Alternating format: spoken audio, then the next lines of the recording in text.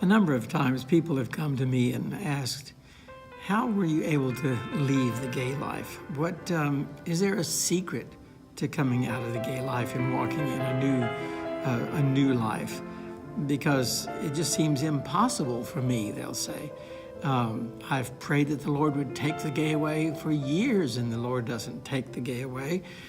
So how do you do it? First of all, I like to say, there's another person in the Bible who had an issue, and he prayed repeatedly that the Lord would take this thorn of the flesh, take it away.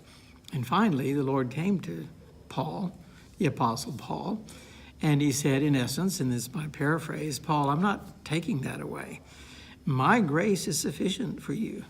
In other words, my strength is sufficient for whatever that weakness is. So you apply my grace, I'll give you strength, but you must exercise that strength. So every time you say no, that gets weaker. I'll give you the strength, but you must exercise in that strength. And I found that to be so helpful because I was one of those who prayed for years that the Lord would take the gay away. And he didn't seem to answer my prayer either. And I got angry with God and gave up and just went into the world. All God's fault, right?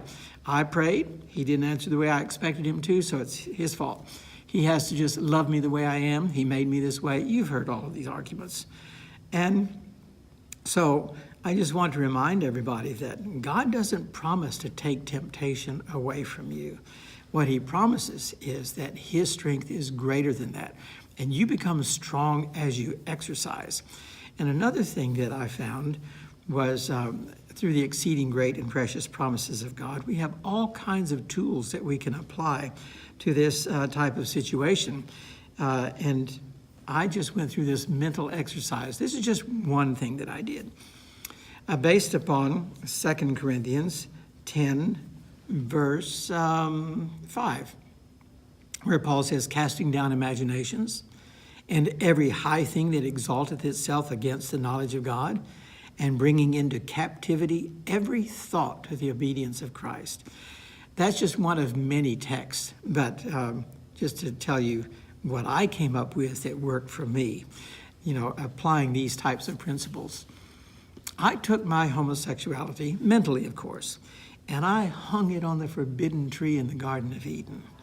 And I made a decision, no matter how delectable the fruit on that tree, it's on the wrong tree. It's not an option, it's off limits. So in other words, I admit that that fruit could be very tempting, but the point is you stay away from the fruit. You stay away from the tree. I turned my back on that tree and I started practicing bringing every thought into captivity, flipping the switch, turning the page, turning my head, changing the subject, all of these types of little mental exercises. And it works because then you practice starving the old and feeding the new and walking in newness of life.